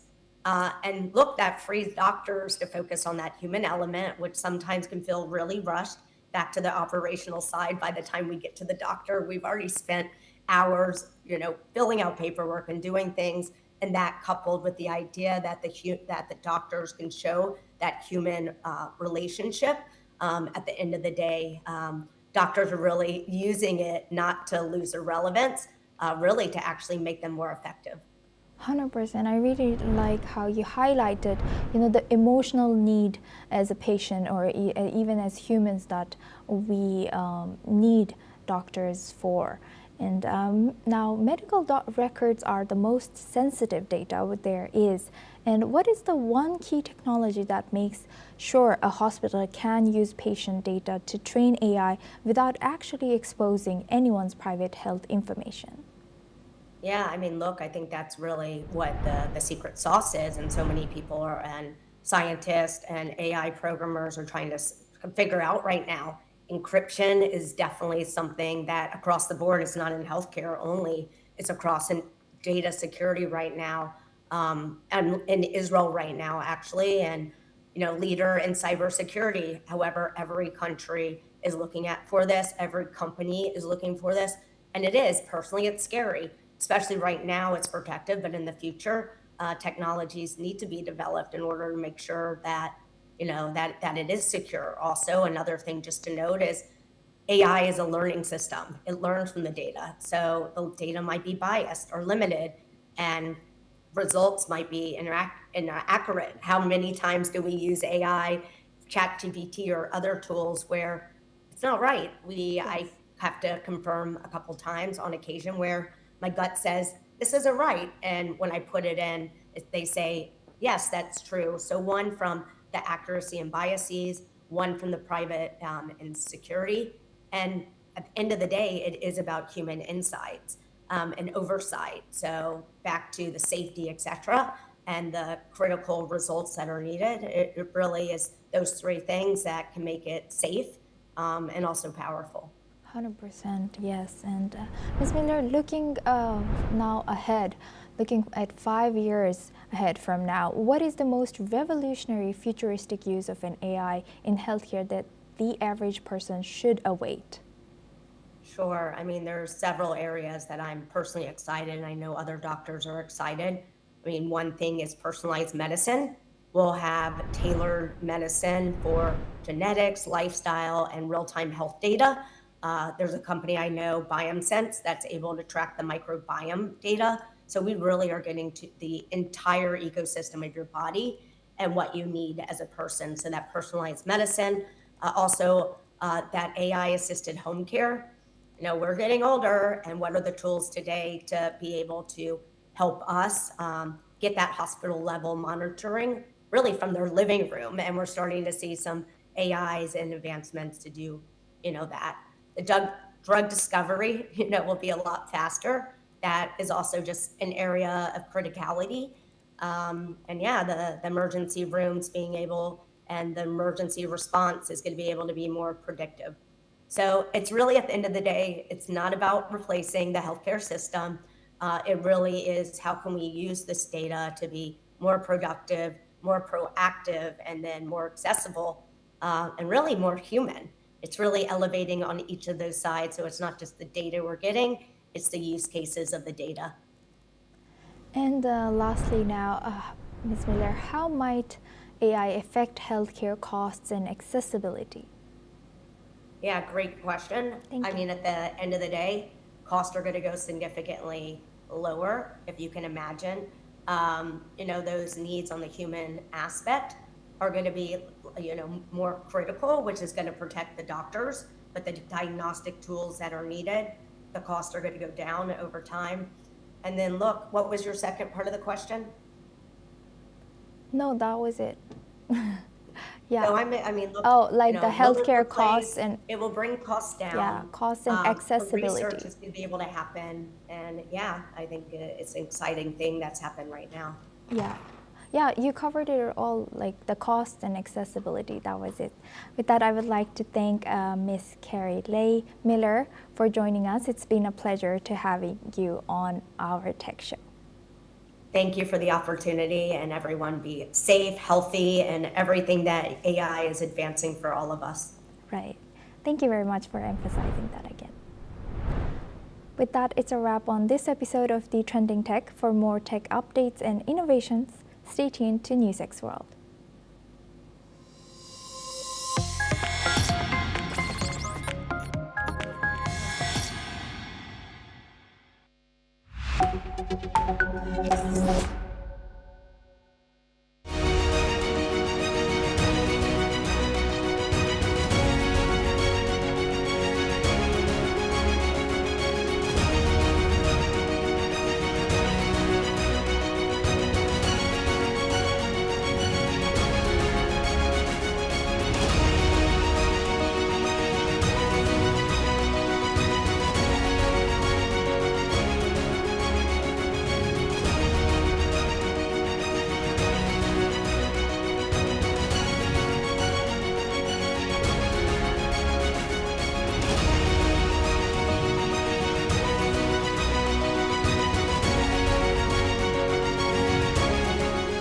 In the midst of this, life persists. In the midst of untruth, truth persists.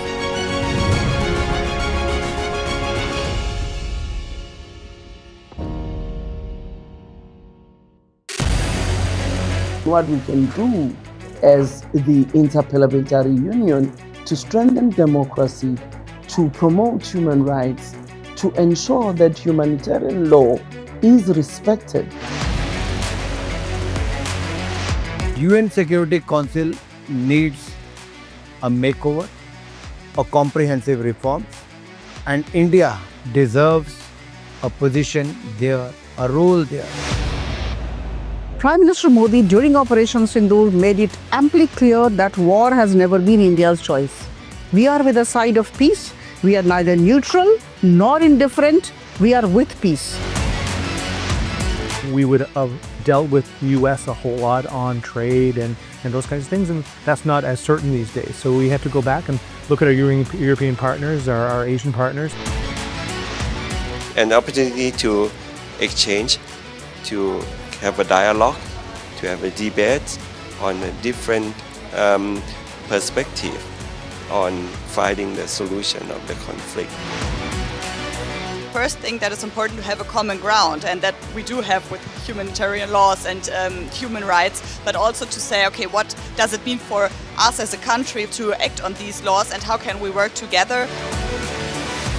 When we realize that there's something wrong with democracy, the institutions and policies, values come together and we take stock, and it's possible then to improve and chart a new course for democracy. It's the people's right to self-determination, and if they want to be independent, they should be independent. We will not start a war against Greenland.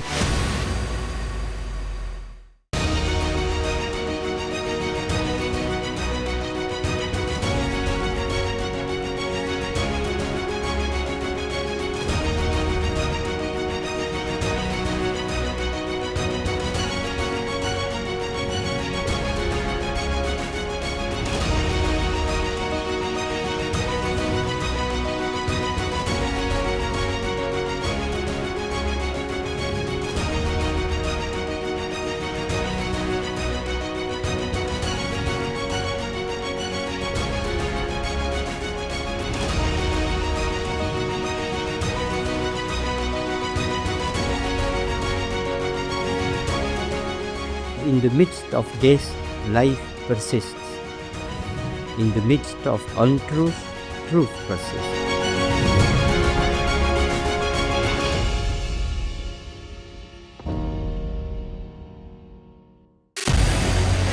What we can do as the Interparliamentary Union to strengthen democracy, to promote human rights, to ensure that humanitarian law is respected.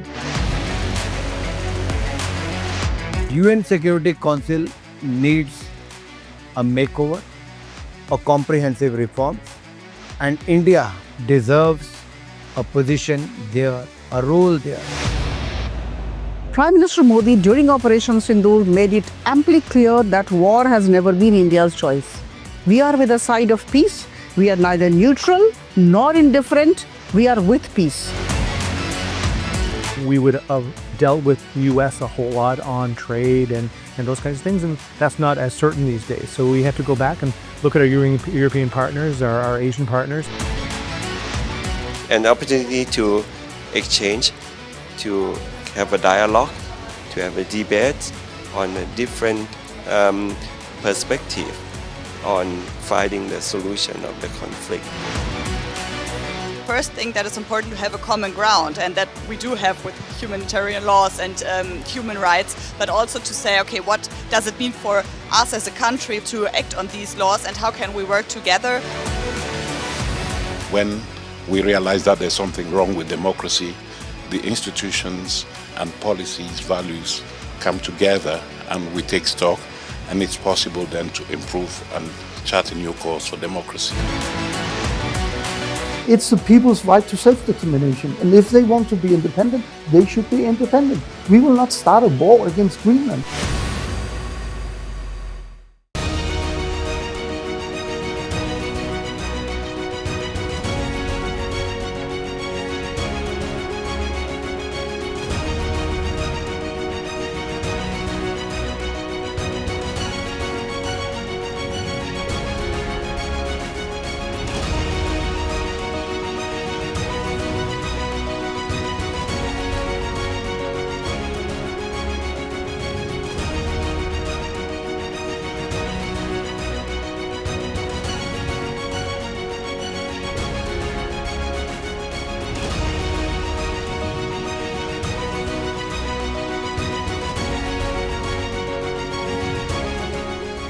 the midst of this, life persists. In the midst of untruth, truth persists.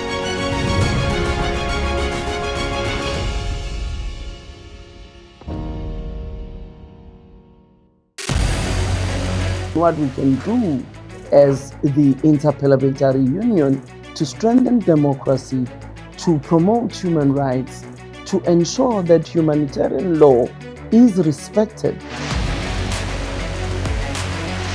UN Security Council needs a makeover, a comprehensive reform, and India deserves a position there, a role there. Prime Minister Modi during Operation Sindoor made it amply clear that war has never been India's choice. We are with the side of peace. We are neither neutral nor indifferent. We are with peace. We would have dealt with US a whole lot on trade and those kinds of things, and that's not as certain these days. So we have to go back and look at our European partners, our Asian partners. An opportunity to exchange, to have a dialogue, to have a debate on a different.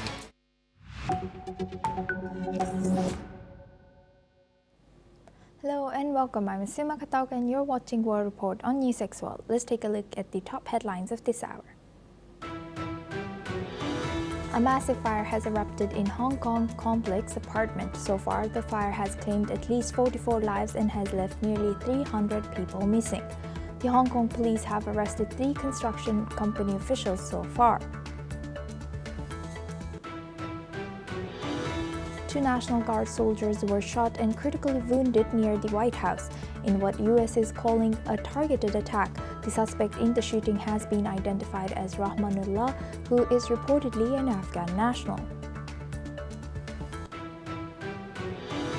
Following the DC shooting, US President Donald Trump has said that his administration would re-examine all Afghans who have entered the United States during Biden's term. Trump has also denounced the shooting as a terror attack and an act of evil. Amid the escalating rift between China and Japan, US President Donald Trump has urged Japanese Prime Minister Sanai Takaichi to avoid further escalation as per reports. This comes as US aims to keep trade truce with China. British Finance Minister Rachel Reeves has announced more than $34 billion in tax rises. This is on top of the £40 billion she has raised last year. As a result, a large hit to growth of living standards expected. 11 people have reportedly lost their lives in a deadly train collision in China's southern province on Yunnan. At least 2 people have been injured in the collision.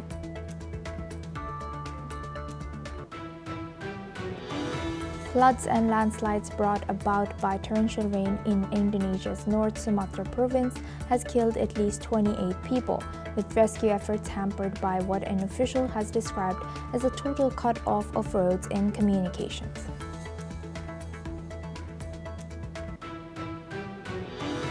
A bipartisan group of U.S. lawmakers is urging the Trump administration to reject Myanmar's upcoming elections, calling them a sham meant to legitimize the China-backed junta amid ongoing violence and repression.